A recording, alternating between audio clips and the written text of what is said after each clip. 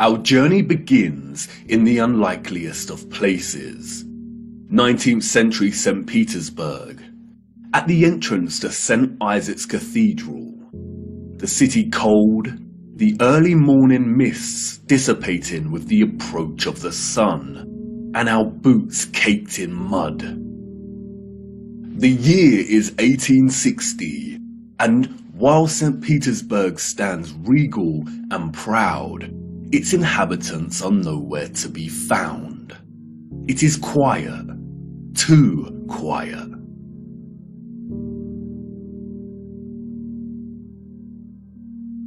The population of St. Petersburg in the 1860s was, we are told, roughly 500,000 people, and yet there is not a soul in sight. Where is everybody?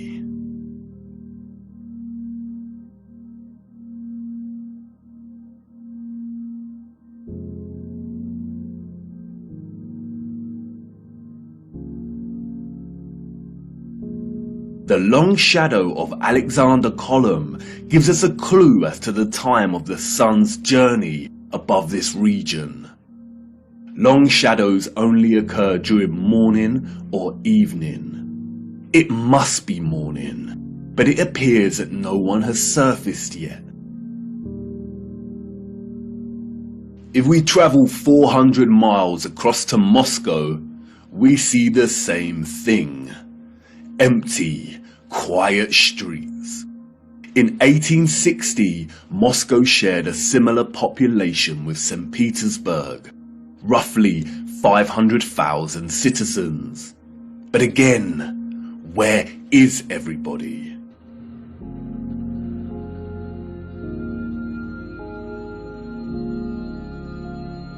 What about the rest of the world during this time period? Edinburgh, Scotland, 1840s.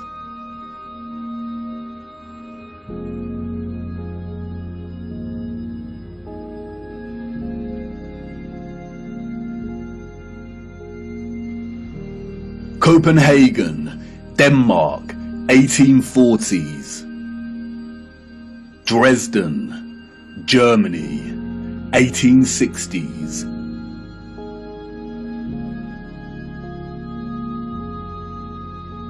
Rio in Brazil, 1860s.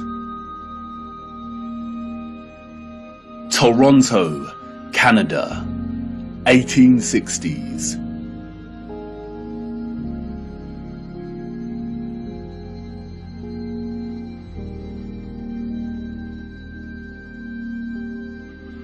Athens in Greece, 1860s.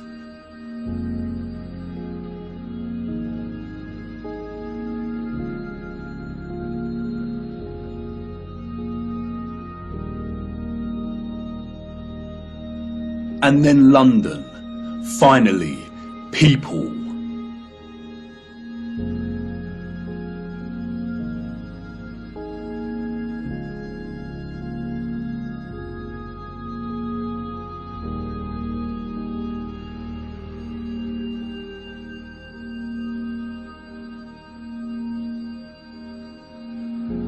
And what about Paris? People, life.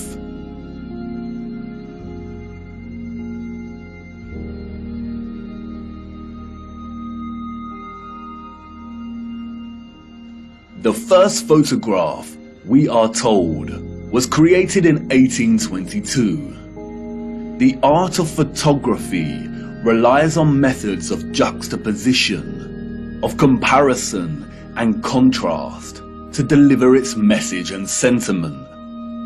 In these old photographs, we do not find the same deliberate techniques of juxtaposition that contemporary photographers craft into their art, but rather we find natural contrasts that are so important and central to navigating through our deceptive history. Contrast is a phenomenon, natural or artificial, in which meaning is generated and conveyed through the comparison of two opposing elements. When looking at 1860s Russia, there is an immediate contrast between the lack of population and the sheer size of these cities. Even in the 19th century, both Moscow and St. Petersburg are enormous. The infrastructure found in the photographs could hold a population well into the millions. Why are the cities so vast if the population was only 500,000 in each? Furthermore, the official narrative gives us a population that increases in a linear fashion from 1764. Many of the buildings we see here were built years before the photograph was taken. Did the Russians just plan well in advance? But it's when the population is introduced into these photographs that a new contrast emerges that is staggering. That is, between the people and the environment itself.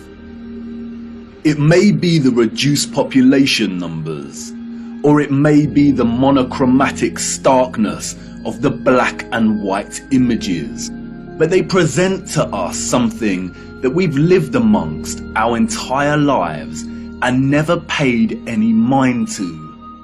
That is, the enormity and impossibility of the architecture. As we engage with the industry and act of tourism, we journey from place to place and observe, taking it all in, learning, hearing, and being told what we are looking at and how it came to be. And standing in front of a structure like the Arc de Triomphe in Paris, we might even exclaim, "Wow, how did they do this?" But the moment, inextricably wrapped up in the busyness of the scene, perhaps prevents us from really asking that question with sincerity. Standing in front of a structure like the Arc de Triomphe while the crowd frantically takes pictures on their smartphones makes it all a reality, and we conclude, before being shoved away by new tourists, well, they had to have done it somehow because I'm here and looking at it. During our indoctrination at school, we are seldom shown old photographs of the grand cities scattered around our flat realm. And perhaps for good reason. Because when we marinate on images like this and are presented with the visual evidence of a very primitive Victorian people dotted around like grasshoppers within the shadows of the most magnificent, grandiose, brilliant architecture a human could ever imagine, we begin to have doubts. Indeed, how did they build this? The Arc de Triomphe is made from 36,695 cube meters of limestone and weighs 95,407 tons, or just over 95 million kilograms. They tell us it took 12 years to build the giant arch in two different periods, between 1806 to 1814 and between 1832 to 1836. How did they transport this amount of limestone with the same horse and carts that we see in the photographs? Look closer at the four sculptures that adorn each of its sides. Look at the intricacy of the sculptures and the patterning of the ornamentation that frames the arch. Each section is perfectly repeated without any deviation or inconsistency. The first true power tool was not invented until 60 years after this arch was completed. They tell us this was crafted by hand. Is that even possible? And then there is the ceiling of the arch. Immaculate, 3D sculpted roses, perfect in their geometric symmetry. The nuance of the detail and finesse of each petal and cross-section borders is overwhelming. Look at the rest of Paris during this time. Again, a plethora of unbelievable, gigantic and magnificent structures. The city's infrastructure glorious, and the people and their means of transport primitive, unsophisticated, and seeming not at all developed to the point of producing a city like this. The roads are improperly paved and uneven. They are dirty and muddy. We also see buildings during this period in which the architecture aligns with the inhabitants. Buildings of misshapen proportions, less developed and refined, charming in their own way, but coarse in their use of wood and plaster. This is exactly the type of architecture we expect of a generation of horse and cart. A generation ignorant to the discoveries in technology that would follow in the years to come. Furthermore, at the time of this photograph, the arch is roughly 40 years old since its completion. Yet can you see how worn some of the parts of the structure are? We see weathering on the stone that suggests the arch is much older. As we approach the late 19th century, we see that the people of Moscow have finally decided to leave their homes and venture out into the streets. The infamous Red Square, now bustling with life. St. Basil's Cathedral and the Spasskaya Tower dominate the frame of the square. The construction of St. Basil's Cathedral began in 1555 and was completed in 1561, a mere 6 years.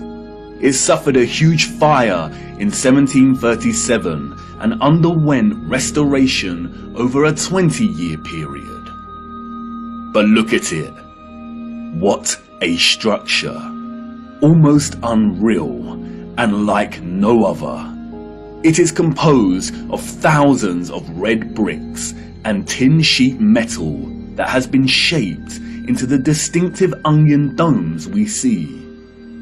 Look closer at the intricacy of the domes. How did they bend metal to achieve such precision and perfection in the 18th century? And again, if they had the skills and dedication to build a wonder such as this, then why are the conditions of the roads so poor and covered in mud? We see these incredible structures and buildings everywhere in 19th century photography. We have the wondrous Crystal Palace of London, a monstrous structure with the greatest area of glass ever seen in a building, and all constructed before England had automatic glass manufacturing. We have Westminster Abbey and Parliament.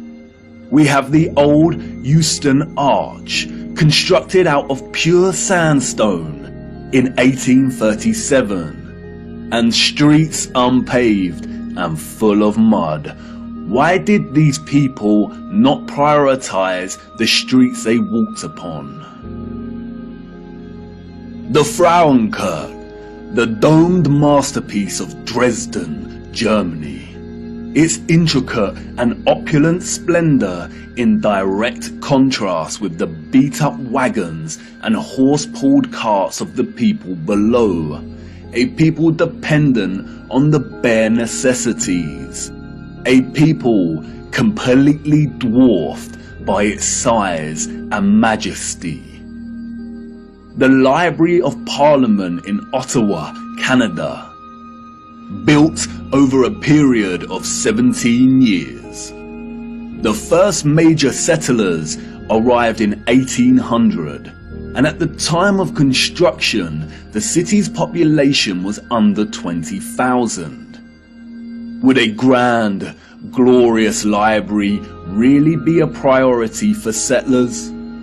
Why does the building look like it's been cropped out of Europe and pasted into Canada? Even at the turn of the century, 40 years before Bosch economized the power tool, we have the old Penn Station in New York. Look at the size of this. Completely mind-blowing proportions. As we can see here in the photograph, each octagonal, sculpted pattern on the arched dome ceiling is larger than one individual human.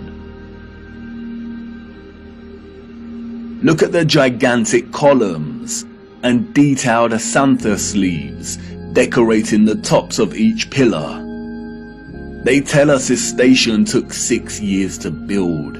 6 whole years. Yeah, right. Why are we so gullible? Even without access to modern power tools, printable construction pieces, and crane technology, we could not reproduce this today. And more importantly, we don't reproduce this type of architecture today. The official liars of our world have an umbrella term for this type of architecture that we see in North America. They call it historism. Historism is a term coined to describe a style of architecture that is revival in nature, or in other words, copies the style of another period in time. The grand arches and buildings with giant columns we see are built in the classical or Greco-Roman style, and the cathedrals are built in the Renaissance and Gothic styles of medieval Europe. Components of these particular styles of architecture feature large spires, arched windows, towers, turrets, domes, arcaded arches, sculptures, enormous doors, circular geometric windows, columns, clock faces, and bell towers. Traces of this impossible architecture are literally found everywhere, in every city and across our world today.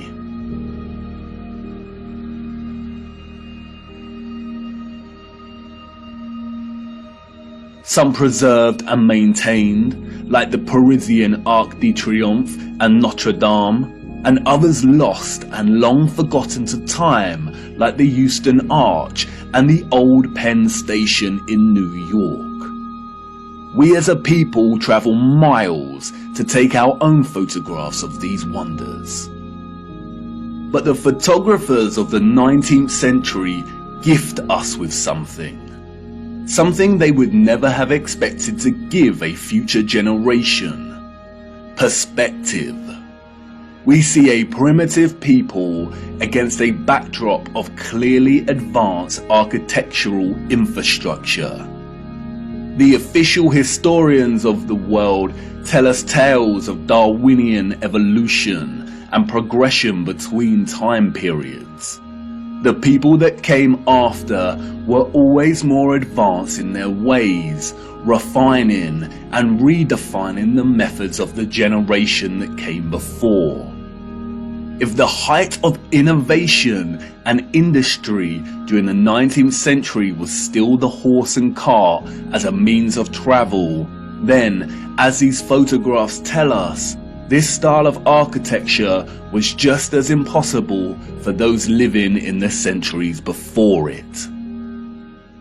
Anyone with a predisposition for thinking and questioning can immediately sense when looking at these photographs that something is rotten in Denmark, that something is off with the mainstream historical narrative, that something is not adding up. In a panoramic image of San Francisco in 1877, we see a collage of historicist architecture. We see columns adorning the entrances to very regal buildings that stand out like sore thumbs from some of the timber shacks surrounding it. We see Gothic spires and towers in the distance. We see domed cathedrals and buildings. We also see just how sprawling and huge the city has become.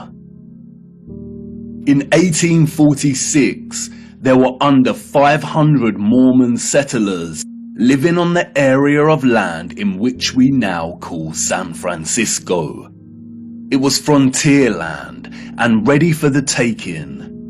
Between 1848 and 1849, with the start of the California Gold Rush, the population increased from 1,000 people to 25,000 people.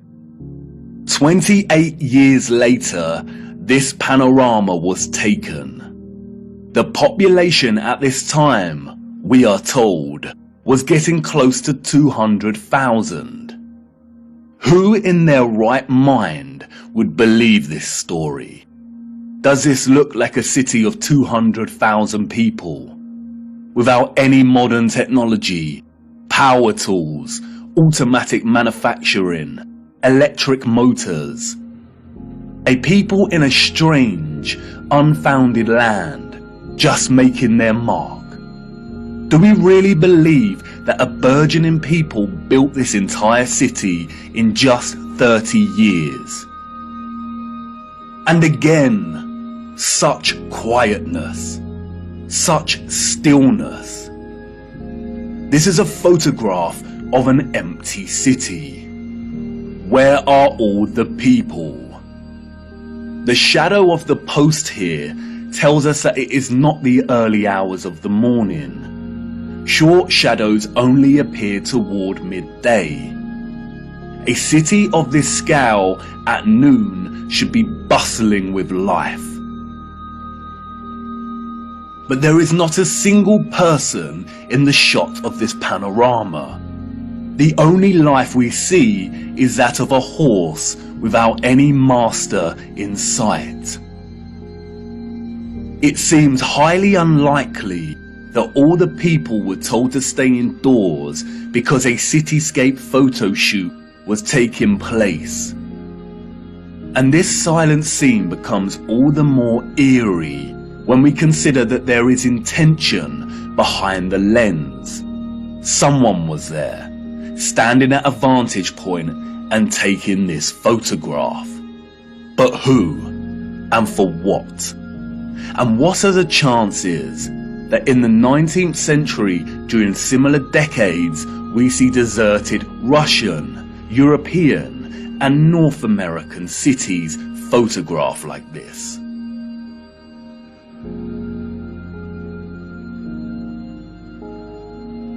And then only a few years later, we find the same locations bustling with people. A people clearly incapable of building the architecture found in these cities. And what to do with these photographs? If we accept the narrative and these strange anomalies, then we stop here and get back to our busy lives. But the narrative we've received is not the truth. And we shouldn't accept any narrative, no matter how official and certified it is, unless it makes sense. The people we see in these photographs and their early ancestors could not have built the magnificent architecture we see. It is an impossibility. Come on, jump in. We must venture further into these cities and look a little closer. There must be some clues waiting to be uncovered that helps us understand why these cities are empty. Wait, what's that you say? You want to wipe the mud from your boots first? Do not bother, it's a waste of time. Come on, jump in and let's go. For it is the mud that offers us some small clues as to what could have occurred during this time period.